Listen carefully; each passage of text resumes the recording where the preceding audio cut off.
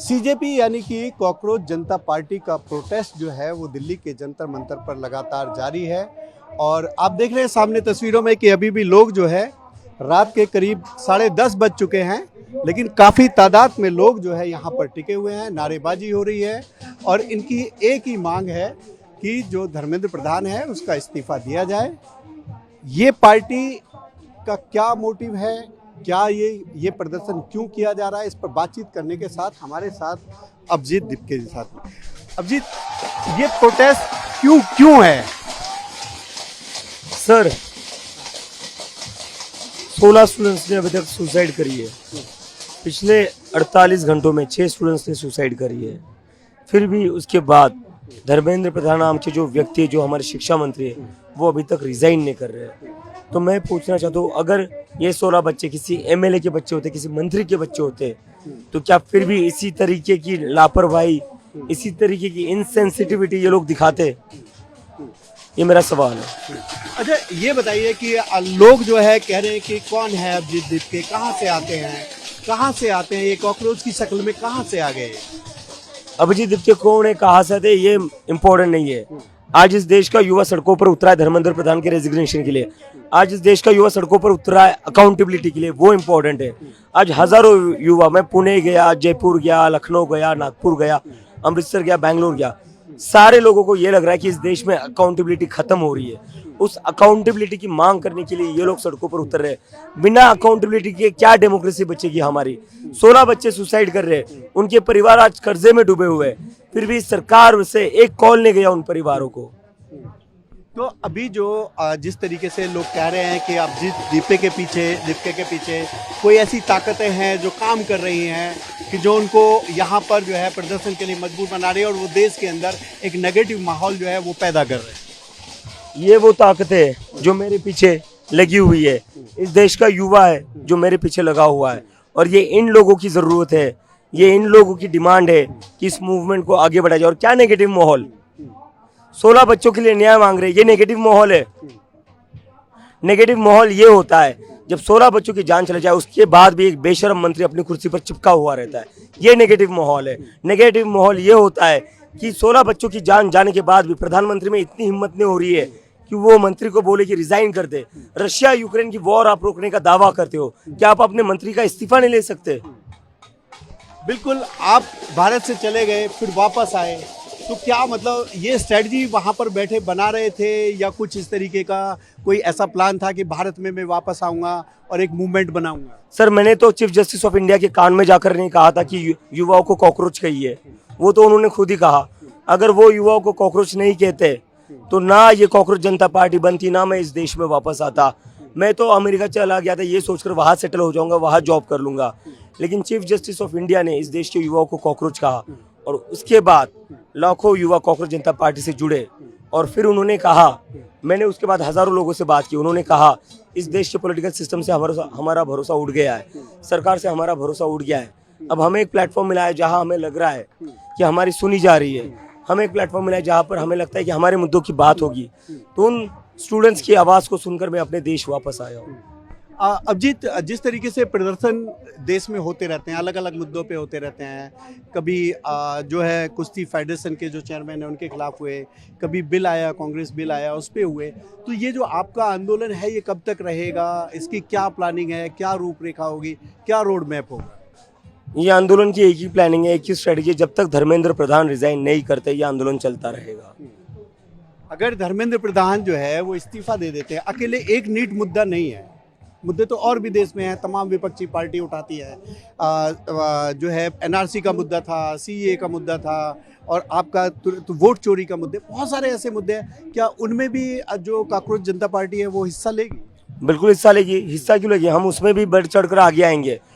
और बात इस्तीफे की नहीं है, बात बस इस्तीफे पर रुकने की नहीं है। बात यह है कि इस सरकार में किसी भी मंत्री के अंदर डर नहीं है कि अगर कुछ गलत होता है, अगर कोई भ्रष्टाचार होता है, अगर कोई बच्चे सुसाइड करते हैं तो उसके बाद उनकी कुर्सी जा सकती है।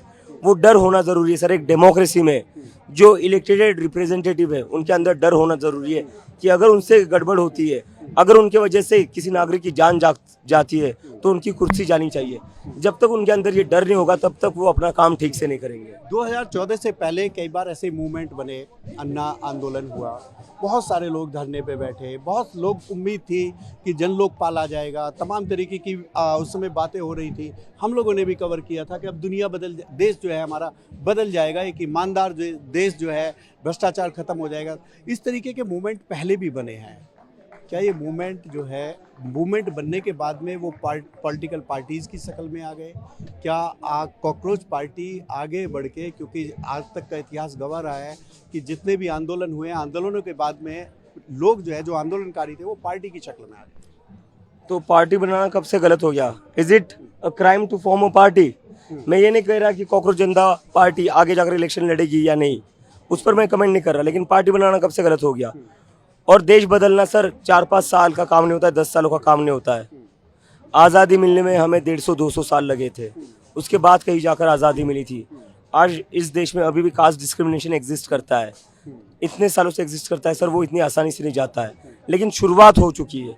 कॉकरोच जनता पार्टी भी एक शुरुआत है जहाँ पर इस देश की राजनीति को बदलने की पहल की हुई है, जहाँ पर इस देश की राजनीति असली मुद्दों पर होगी, ना कि हिंदू मुसलमान पर।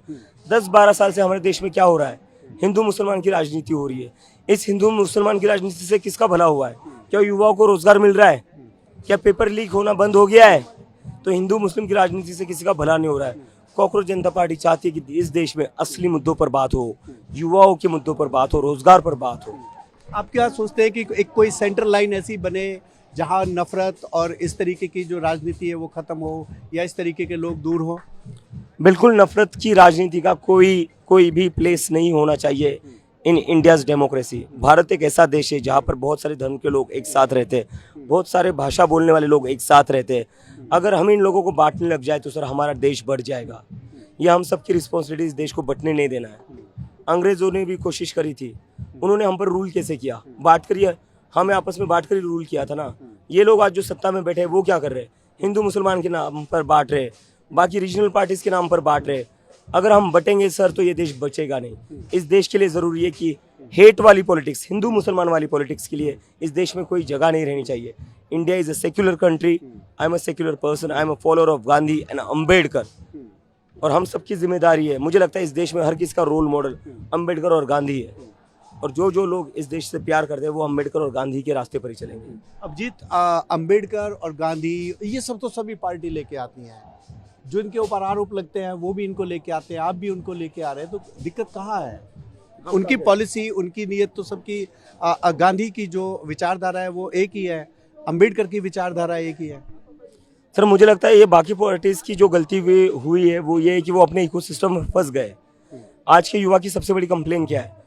आज के युवा की सबसे बड़ी कंप्लेन है जितनी भी एग्जिस्टिंग पॉलिटिकल पार्टीज है, ना वो उनकी बात सुनती है, ना वो उनकी बातों को समझती है। कहीं ना कहीं सारी पॉलिटिकल पार्टीज अपने इकोसिस्टम में फंस चुकी है। मैं किसी पार्टी का नाम नहीं लूंगा, ये सारी पार्टियों के लिए मैं कह रहा हूँ। ये इसीलिए कॉकरोच जनता पार्टी के पीछे लोग निकले हुए हैं, क्योंकि आज की जितनी भी पार्टियां हैं उन्होंने सुनना बंद कर दिया है, उन्होंने देखना बंद कर दिया है, उन्होंने बस इलेक्शन पर फोकस रखा है। आप बस इलेक्शन के वक्त एक्टिव हो जाते हो, फिर चाहे वो बीजेपी हो या कोई भी पार्टी हो, आपने बस पॉलिटिक्स को इलेक्शन तक ही लिमिटेड कर दिया है। That is not politics. Politics is about working all 5 years for the people, for raising the issues of the people for all 5 years, not just voting once in a 5 year. बिल्कुल, आपने एक बहुत बड़ा digital platform आपने तैयार कर लिया है, उस पर मिलियंस में आपके फॉलोवर्स हैं। क्या आपको लगता है कि ज़मीन पे भी वो फॉलोवर्स आपके साथ खड़े होंगे? क्योंकि मैंने आपके तो 2 प्रोटेस्ट देखे, तो ये लोग कौन है? इतनी ज़्यादा तादाद में नहीं है कि जैसे मिलियंस में है। सर 22 मिलियन तो दिल्ली की पॉपुलेशन भी नहीं है, 22 मिलियन तो बेंगलुरु की पॉपुलेशन नहीं है।